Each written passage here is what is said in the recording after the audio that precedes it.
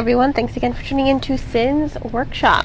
Hope you're all having a great day. Today we're going to be talking about All the Stars and Teeth by Adalyn Grace. All the Stars and Teeth was a Book of the Month winner earlier this year, and yes, I know it took me this long to read it. But you know what? I'm glad it won the Book of the Month. I am very pleased that I was able to finally read this book because I thought it was really good. It's a really entertaining novel, and I really love the magic in it. So let me talk a little bit about that. There are different types of magic. You have soul magic, cursed magic, enchanting magic. I mean, there are several spectrums of magic in this novel, and soul magic is really the prized one. It can only be held by the royal family. So it follows Amora. She's a princess. She is supposed to be doing sort of like a rite of passage to show her kingdom that she is going to be the next ruler and that she has control of soul magic and she will not let it control her. Of course, things don't go according to plan, and then she's kind of thrown into this adventure with a pirate and her fiance, and it's a really fun adventure. Once again, I love the magic of it. I love the dynamics of it. I love how there are so many different facets to every single spectrum of the magic, and I thought that was really entertaining. It really is an engaging and unique way to go about magic, especially soul magic, because in order for Amora to use soul magic, she needs someone's blood and she needs bones in order to see into someone's soul. It's not just magic she can sort of whip out of thin air like the other people. Enchanting magic, they can enchant their clothes, they can change their eye color. It's all based on themselves. Healing magic, it's based on themselves. Cursed magic, it's based on intent. There really does need to be an outside source for it versus Amora. I mean, she needs outside, and I think it's a little interesting because it does give an insight into how soul magic is, and does play a very prevalent part in exploring the history of soul magic as well. I don't want to give anything away, but the whole history of it is very complex. It's very ingenious by design. I think the author, Adalyn Grace, I think she did an exceptional job with weaving the history in this novel, because she trickles it out. You think the history is one thing, and then you discover something else entirely, and the way she goes about it, the way she develops the history and the magic and this world is very thoughtful, because you have the Central Kingdom, but if you choose to study a piece of magic, you have to go learn. You have to go to that island, So there are boundaries. You're not allowed to learn more than one type of magic, and there are lots of reasons why, but I think it's really clever how Grace is able to bring it all together in a very unique way, because it all ties to the history and it all ties to the world building, and I think Grace executed all of those quite well, because you think it's one thing. Like I said, you thought it was one thing that was driving the story forward, but it turns out to be something else entirely, and it's not like it comes out of nowhere. It really is well done, it is well developed. I do think it leaves a lasting effect on the reader because it's so engaging. It is well thought out, it is well structured, it is paced beautifully. There's one thing about me by listening to these podcasts, I need the pacing to be smooth. It's okay if it goes up and down, but it has to be smooth going up and down. It can't just be going up, and then I'll stop, and then drastic slowness. Ugh, that's the worst. I hate whenever that happens in a story. So I loved this story because the overall pacing of it was engaging. It was thoughtful. It was cleverly done, in my opinion. And oh god, the plot twist that she throws in there, the I love the plot twist.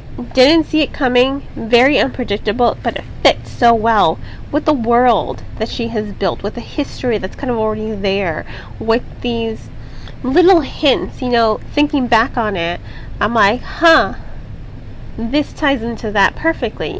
There is a lot of thoughtfulness in the storytelling because Grace has weaved an entire world here. She's created an entire world, but she hasn't bogged down the pacing. Like I said, she trickles in a little notes on the world here and there so that the reader can get a sense of the world without being bogged down by an overload of information at one part. I hate when that happens, when a story does that, just overloads your senses with so much detail. Grace does it so beautifully. She puts it in smoothly. She does this story and she unveils it while keeping up the momentum. Now, I will say this: I made that sound bad. Like I said, I love the storytelling aspect, and something else that works in favor of the story is the characterization as well. I think there's a lot of growth in this story, and I will say this: yes, she's on this ship with a pirate and her fiance, and both boys seem to be in love with her, but she only loves one. So I love that there is no love triangle, because her fiance is kind of just like, I don't really want to be in this engagement either, but here we are, we're kind of stuck together, so let's just make the best of it. He does care for her deeply, and at first he's kind of like this whiny little pest, and I'm just like, no wonder Amora doesn't want to marry him. But you also sympathize with him because he genuinely does care about her, and I think that's a very compelling aspect of his character. I like Bastien as well. At first I was a little like, oh my god, this guy is so obnoxious. He grows on me. Both boys grow on me, but I think the reason they grow is because the dynamics between these three characters grow. Thankfully, there is no love triangle. I know a lot of readers out there hate a love triangle, so I'm going to go ahead and say this right now. There's no love triangle. So if that's something that annoys you, you're in the clear. This book is free of that. And these characters grow. They do grow with each other. They grow because of one another. And gosh, the mermaid, I love the mermaid. I think she's great. She has a lot of attitude.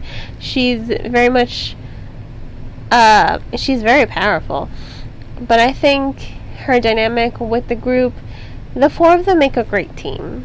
And they all grow, like I said, they all grow together, and I think it makes it a really compelling read to see these characters grow. Because at first they kind of all start off as very, very haughty, very obnoxious, all of them, Amora included. They all think very highly of themselves.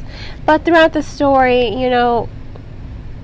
you're taking away the layers of who they are, and you're finding the humility within them. You're unveiling their fears and their wants, and they're becoming more personable, more relatable as characters as the story goes on. You really do get to see them grow as characters, and I think that's really compelling for the story because it really does make for a really interesting read. I love a story with good character development, especially given all the history that and all the plot twist. The way it affects the characters is really captivating because you're just like, oh my gosh, you're kind of way, and I think it's really good to see that. And I like how these three people, they've grown closer. 4 people if you include the mermaid.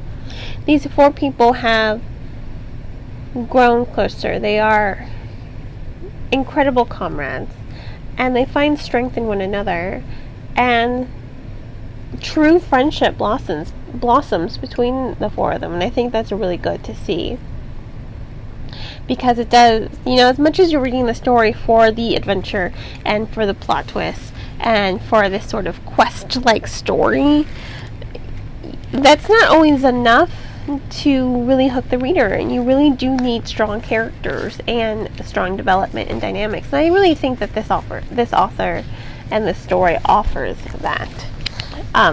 So like I said, this is a really good story, and I really did enjoy it. And I'm so glad it won the Book of the Month by your votes.